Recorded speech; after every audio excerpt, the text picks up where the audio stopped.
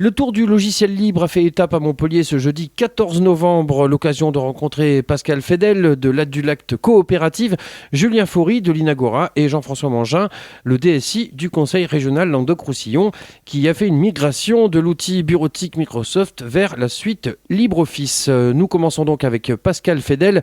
On parle de freins au développement d'une plateforme régionale ici en Languedoc-Roussillon ou d'exemples d'autres régions et divers projets. Pascal Fedel, bonjour. Bonjour. Alors, vous occupez de Adulact Projet, ce qui est on va dire la forge informatique de l'association des développeurs et utilisateurs des logiciels libres pour les collectivités locales et territoriales et locales, enfin ou locales et territoriales. Pendant cette journée du Tour de France du logiciel libre à l'initiative de l'Inagora, dont Adulact est un des partenaires, vous avez présenté un petit peu les produits de la coopérative. Donc, ce sont des logiciels métiers orientés vers les collectivités, donc des parapheurs, des systèmes de gestion de toute la chaîne documentaire qu'il y a à l'intérieur des collectivités locales et territoriales. Vous avez cité Bourgogne, les Bretons, d'autres régions qui ont adopté, on va dire, de façon forte et pleine et entière les solutions libres à destination des collectivités. Qu'en est-il du Languedoc-Roussillon ? Ça s'appelle une question piège. Et justement, je suis en train de travailler au montage d'un dossier avec notamment le SGAR régional, pour essayer d'initier une plateforme régionale languedocienne. Je ne vous cache pas que c'est extrêmement complexe, pas au niveau technique, mais au niveau politique. On connaît les antagonismes des uns et des autres, et même si c'est un projet fédérateur, si ce projet échoue, ce sera au niveau politique, pas au niveau technique. Au niveau politique, parce que les égos sont trop grands et les gens disent si on le fait ensemble, ce ne sera pas mon nom qui aura en haut de l'affiche ? Pas seulement, il y a des histoires de personnes évidemment, et après d'intérêts. Un département n'a pas forcément les mêmes intérêts que la région. Donc d'où la complexité, et après c'est vrai que des personnes ne s'entendent pas forcément et se mettent pas naturellement autour d'une table, même si le projet il est mutualisant et il sert à une majorité de collectivités, mais c'est toujours complexe. Donc il y a une peur dans les collectivités finalement que l'autre collectivité connaisse sa cuisine interne. Pourtant, on peut utiliser les mêmes outils sans pour autant partager le contenu qu'on traite avec ces outils. Ah oui, il y a une étanchéité totale de par les systèmes d'information sécurisés.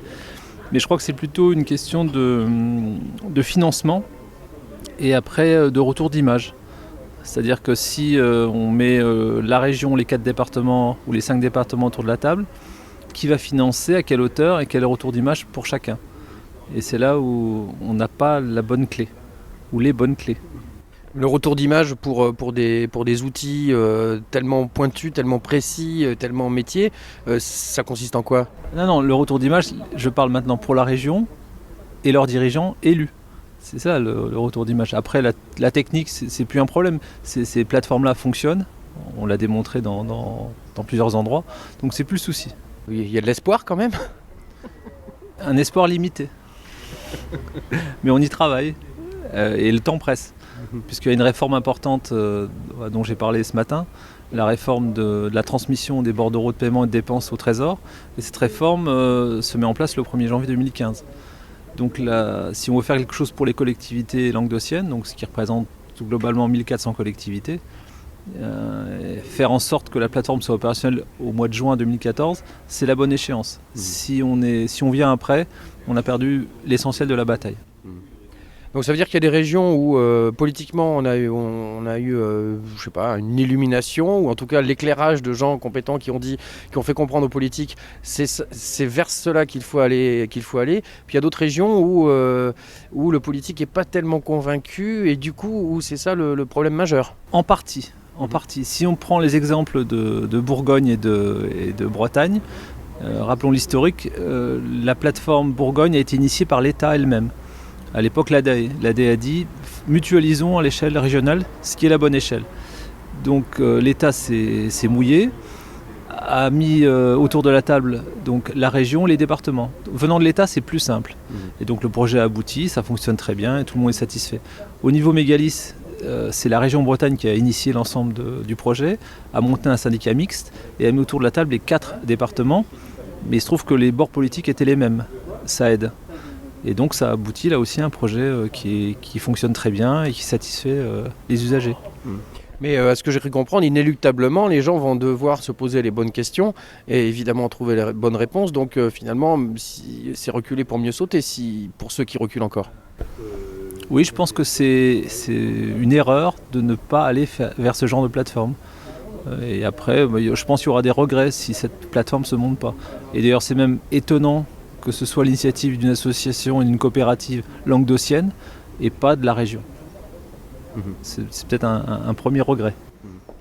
Sinon, pour terminer au niveau des projets, le dernier outil sur lequel vous travaillez en ce moment, c'est un porte-document orienté vers les élus qui leur permettrait du début du processus jusqu'au vote en séance, finalement d'avoir un outil qui gère tout ça. C'est exactement ça. Et donc le but avoué est extrêmement simple, c'est rationaliser, économiser. Puisque ce sont des tâches qui ne sont pas très valorisantes. Faire des photocopies, mettre soupli, mettre des timbres, ça représente zéro valeur ajoutée, alors que faire ça de manière électronique, c'est efficace. On trace les processus et puis donc les gens sont amenés à faire autre chose de bien plus riche. Des outils qui sont accessibles via plusieurs formats, c'est-à-dire ceux qui ont encore des ordi portables ou ceux qui ont des tablettes. La question de la tablette posant la question du logiciel libre en quelque sorte, puisqu'on sait que les plus répandus c'est Android ou Apple. Donc ça pose la question d'être complètement compatible, y compris avec des solutions qui sont plus tout à fait ouvertes. Là, je pense à Apple en particulier. Oui, mais la solution, on l'a conçue avec des technologies totalement ouvertes. On travaille avec du HTML5, donc ça veut dire que les élus qui ont encore des portables avec un navigateur, ça va fonctionner, et ceux qui ont des tablettes Android et iPad, ça va fonctionner aussi. On a même été jusqu'à le faire fonctionner sur une tablette Surface, donc de nos amis Microsoft. Donc on essaie d'élargir le débat et donc d'avoir une forme d'œcuménisme informatique. Nous ne pouvons que vous en féliciter. Merci beaucoup Pascal Fedel. Merci à vous. Pascal Fedel, responsable de la coopérative de l'Adulact, qui est la forge logicielle de l'association des utilisateurs de logiciels libres pour les administrations et les collectivités territoriales. Julien Faury est lui responsable des régions pour le sud de la France chez l'Inagora. Julien Faury, bonjour. Bonjour. Alors chez l'Inagora, vous êtes le monsieur sud de la France. Ça c'est quand même plutôt cool. Ah oui, tout à fait. J'ai la chance d'être à la fois dans une société qui est libre et de travailler là où il fait beau. Donc pour moi, tout va bien. Alors plus sérieusement, vous avez présenté un petit peu l'Inagora, éditeur de logiciels, hébergeur qui propose des tas de services, de la formation, etc. On a bien compris que le contexte de la circulaire Hérault, qui à défaut d'être une directive était au moins une circulaire, a quand même fait avancer les choses. On a évoqué la mise au catalogue de l'UGAP des prestations et des produits de l'Inagora, ce qui permet d'économiser beaucoup de temps pour les collectivités désireuses de passer par là plutôt que de faire un appel d'offres, etc. Aujourd'hui, les projets, c'est de développer votre offre logicielle, notamment autour des futures solutions OpenPass ou GSafe, puisque vous travaillez aussi avec des ministères pour lesquels la sécurité est très importante, je pense à la défense notamment. Donc finalement, le libre, on peut considérer aujourd'hui qu'il a le vent en poupe, même si tous les jours on constate des petits freins ou des choses qui ne vont pas encore aussi vite qu'on voudrait qu'elles aillent. Alors tout à fait, nous aujourd'hui on fait partie des acteurs historiques de ce marché, puisque l'Inagora a été fondée en 2000, donc 13 ans d'histoire sur ce marché-là. Je dirais que notre développement il va se faire sur 3 axes. Vous avez parlé du métier d'éditeur de logiciels, c'est effectivement celui sur lequel nous investissons le plus aujourd'hui. On a une gamme avec 4 logiciels, avec en fer de lance OBM, une suite de messagerie collaborative utilisée par la plupart des ministères aujourd'hui au niveau national et par un grand nombre de collectivités et d'entreprises du monde privé. Le deuxième axe sur lequel on travaille, c'est réellement l'axe déploiement international, puisqu'on a ouvert au Canada en fait une antenne au mois de septembre qui se développe déjà assez activement, et notre PDG Alexandre, qui était sur votre radio récemment, se fait fort de lancer ça très activement sur la première année.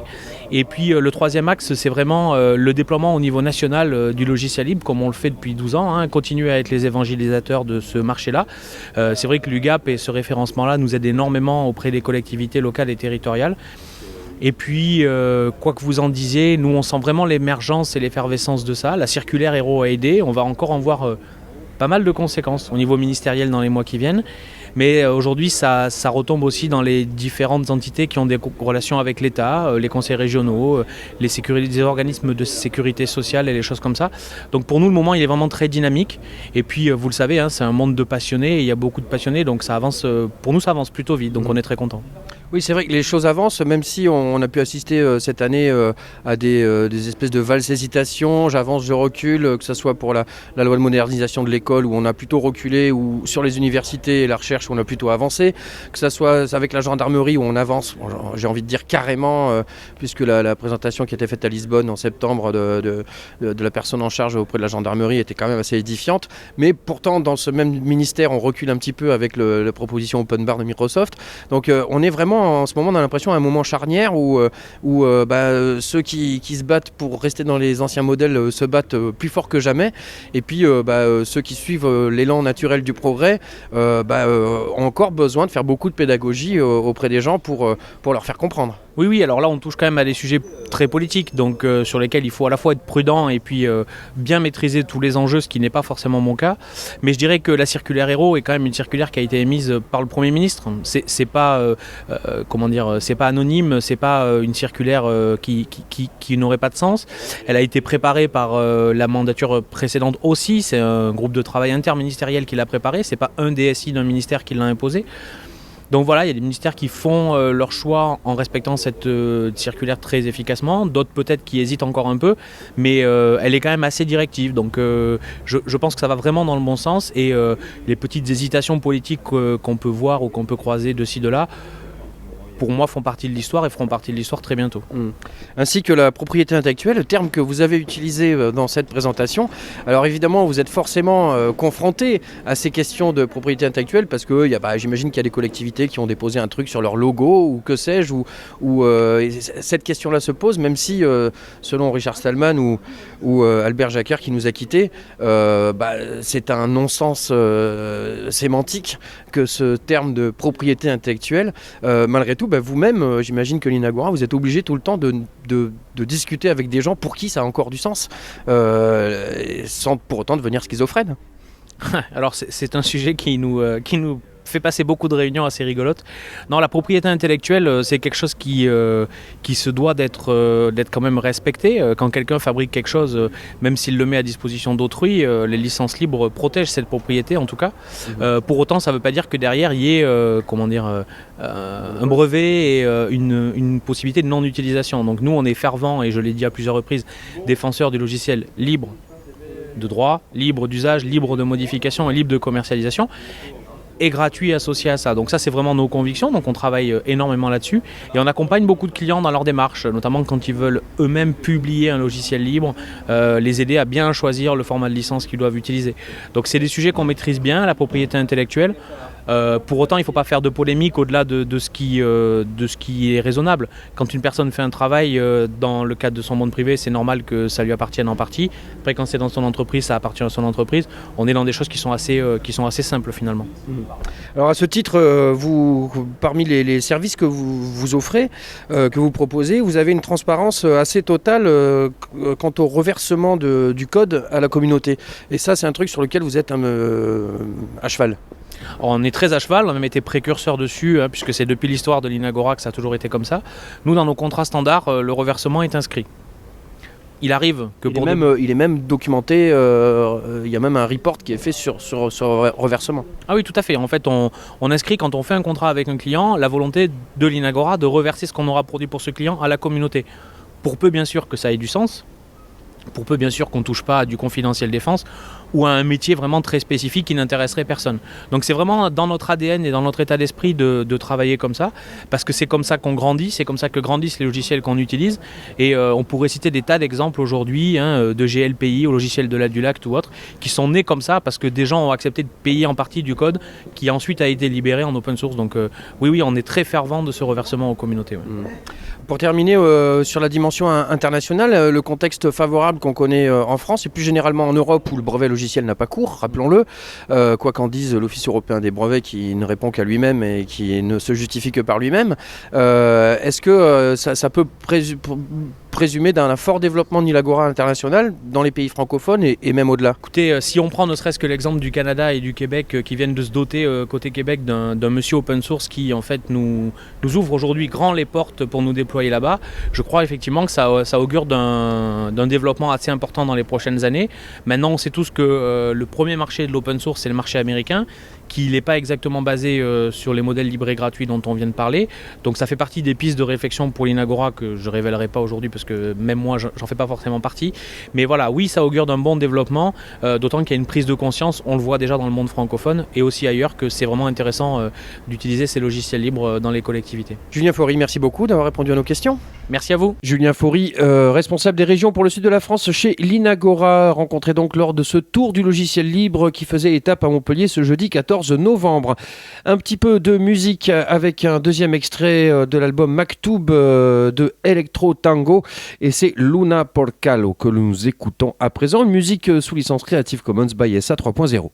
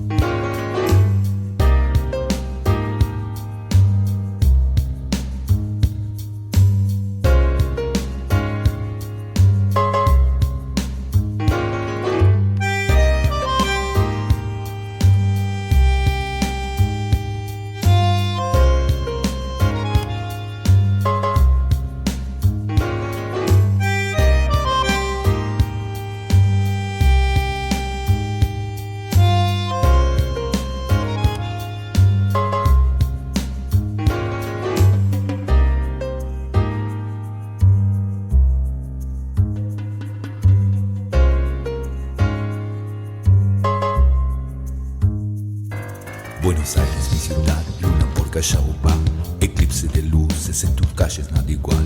Queriendo compartir un trago en algún bar, me siento respirar, lindas minas circular.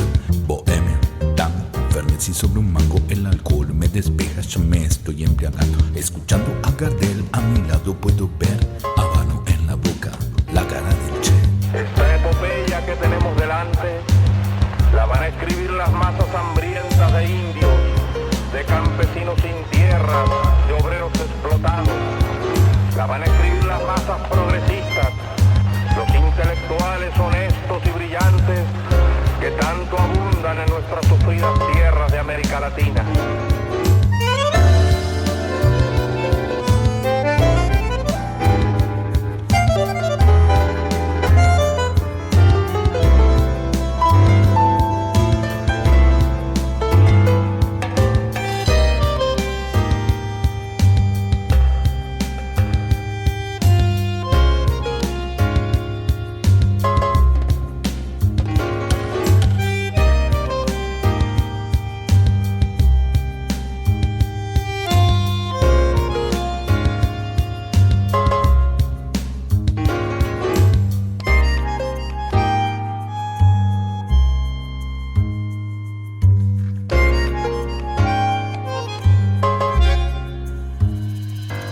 Buenos Aires, varones, malevos y dobles, mezcla rara de poetas, corruptos y desdén. En tu calle la pasión, de tu pueblo la emoción, en tus tangos la locura, milonga y metejón. Malena, tú sabes bien, es tu voz que me encadena en la sal de tu canción.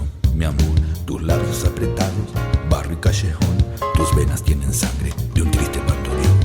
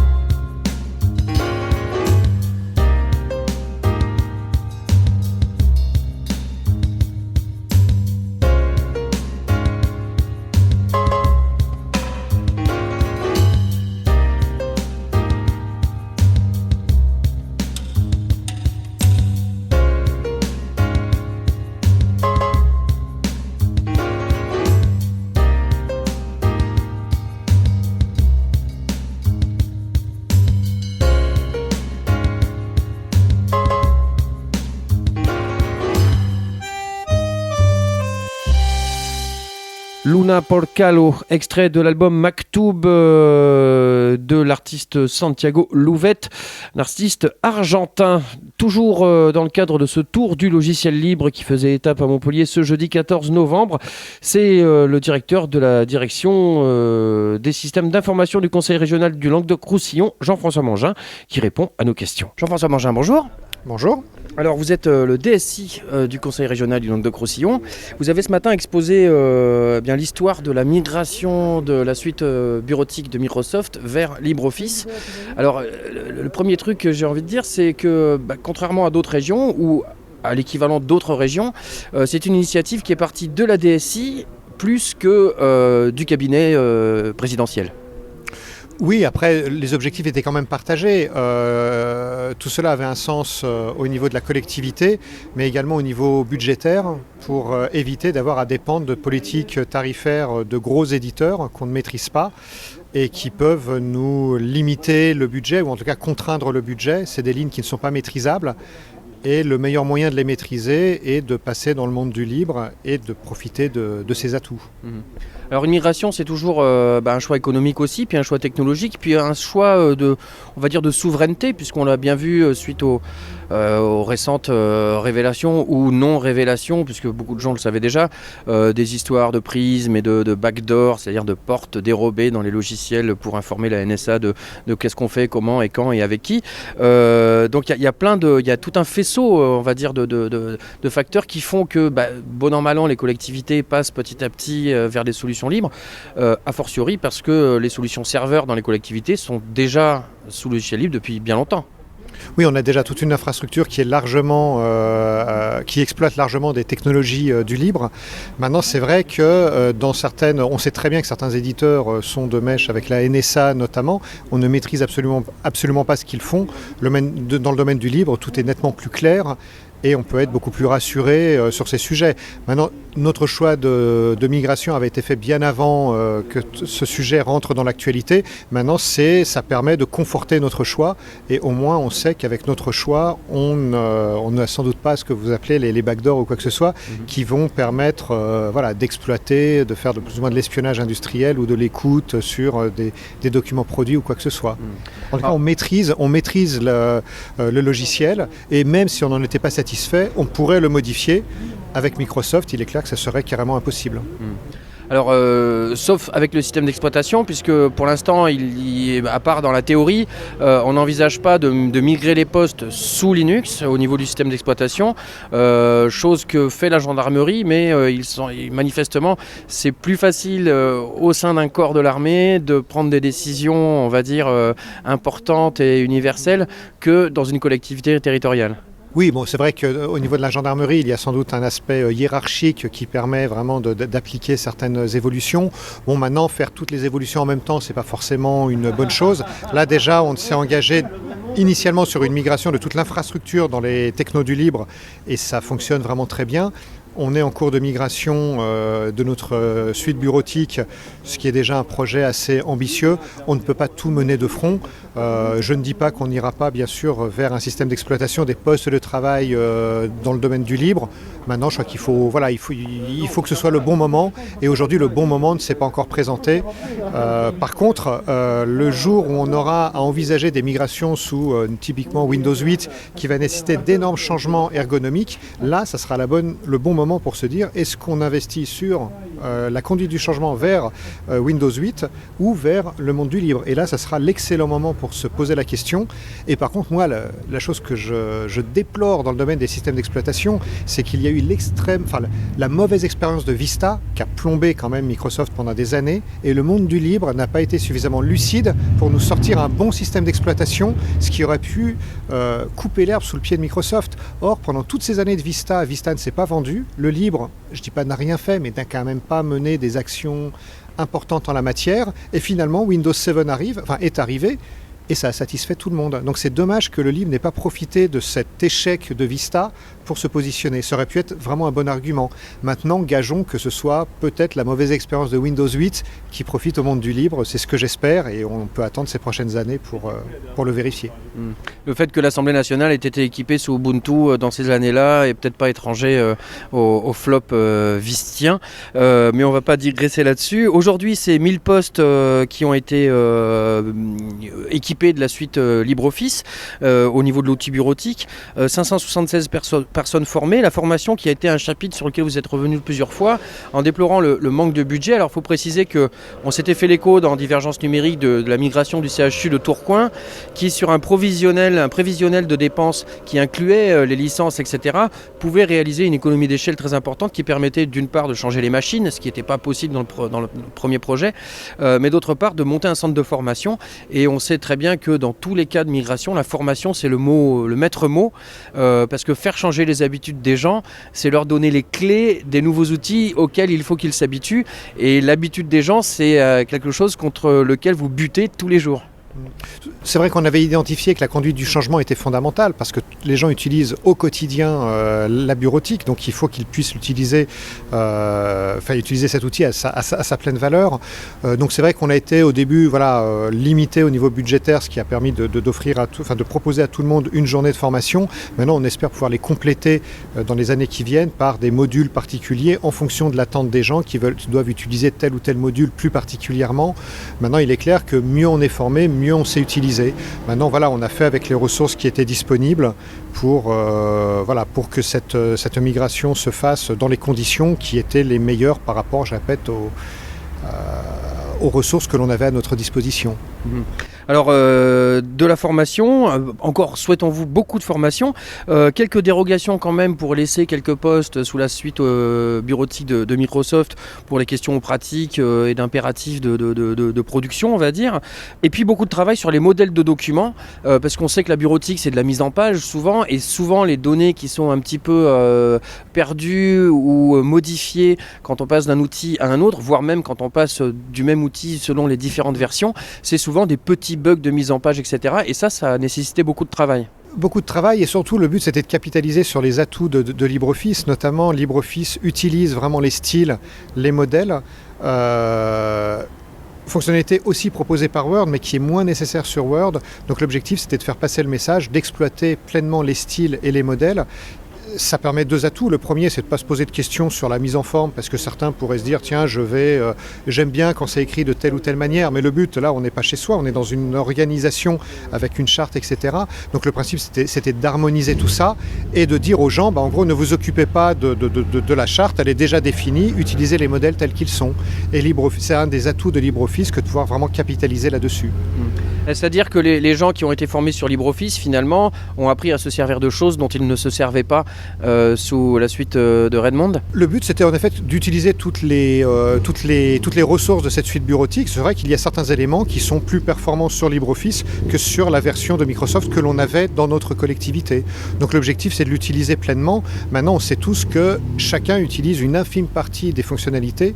Maintenant, encore faut-il définir, ça ne va pas être les mêmes fonctionnalités utilisateur par utilisateur, donc il faut arriver à identifier quelles sont vraiment les utilisations qu'ils font. Voilà, certains vont faire des usages très approfondis du publipostage, de l'usage de modèles, d'autres vont seulement taper des paragraphes, et donc c'est la difficulté d'arriver à distinguer les usages pour que les formations ou l'assistance soient en adéquation avec l'usage qui en est fait. Alors la prochaine étape, ce serait éventuellement de faire comme les gendarmes, c'est-à-dire de migrer les postes sous le système d'exploitation. Là aussi, il y a un facteur qui pourrait ne rien avoir à voir, c'est l'expiration du support d'XP.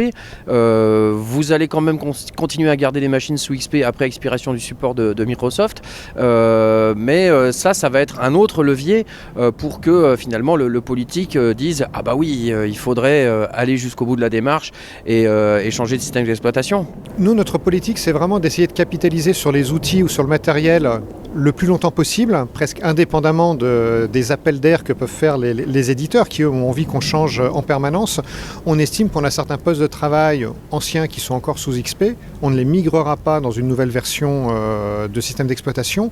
On va les conserver jusqu'à leur mort pour vraiment mieux capitaliser sur les investissements d'hier. On nous demande, nous, d'investir et de capitaliser sur ce que l'on met en œuvre. On souhaite les utiliser plus longtemps que ce que préconise Microsoft. Et donc, en effet, on utilisera pendant au moins quelques mois en plus le système d'exploitation Windows XP après la fin de sa maintenance. On ne peut pas se laisser imposer par un éditeur quel qu'il soit, notamment Microsoft en l'occurrence, de changer nos postes tous les temps de temps. Ce n'est pas possible. On a des budgets qu'on doit consacrer à des politiques publiques. On ne va pas les consacrer au système d'information uniquement en fonction des desiderata de Microsoft. Alors, on a appris ce matin aussi que les préfectures doivent assurer la migration sous LibreOffice avant la fin de l'année prochaine. Ça aussi, comme vous le disiez pendant votre communication, c'est le nombre aussi qui peut faire pencher la balance. Plus de gens se mettront à utiliser les formats ouverts de LibreOffice ou des formats ouverts en général. Plus rapidement, les éditeurs qui ne s'en souciaient pas jusqu'à présent se diront « il faut qu'on soit compatible, etc. » Donc là, il y a encore du travail. Un travail qui dans d'autres régions est allé un petit peu plus vite. Alors on pense à la Bourgogne qui sur l'influence de l'État qui avait organisé la confrontation ou la réunion des collectivités, ça a pu avancer assez vite. Pour que les collectivités territoriales ici en Languedoc-Roussillon marchent la main dans la main sur ces thématiques, est-ce qu'il faudrait un médiateur ? Un médiateur, peut-être pas, en tous les cas un animateur. C'est vrai qu'aujourd'hui, on a tous beaucoup de boulot dans notre structure et on a sans doute du mal à collaborer ensemble. S'il y avait un animateur, comme peuvent le faire certaines associations, du type Adulact ou d'autres, l'objectif c'est de permettre de nous mettre en relation, d'échanger, de mutualiser. Et quelque part, les DSI ne gagneront que si elles mutualisent leurs ressources, leur expérience, leur production. Et moi, c'est vrai que la migration de LibreOffice, on l'a menée, je dis pas seul, mais on n'avait pas vraiment d'expérience d'autres collectivités en la matière. Ce que je voudrais, moi, c'est faire part de mon expérience et profiter également de l'expérience des autres. D'autres grandes collectivités, entre-temps, ont migré, ont utilisé certaines fonctionnalités dont je n'avais pas connaissance, sur lesquelles on n'a pas capitalisé. Très clairement, ce genre de migration marchera bien si on travaille main dans la main, si on mutualise et qu'il y a donc des animateurs qui nous aident à nous mettre en relation. Et c'est ça le gage de succès. Et si en plus les préfectures sont obligées d'y aller, ça fera un mouvement de fond. Et c'est que par un mouvement de fond que petit à petit, les suites bureautiques libres seront peut-être, la suite par défaut. Et ceux qui le veulent continueront chez Microsoft. Aujourd'hui, c'est plutôt tout le monde est chez Microsoft, sauf quelques exceptions dans le domaine du libre. Le but, c'est d'inverser cette tendance.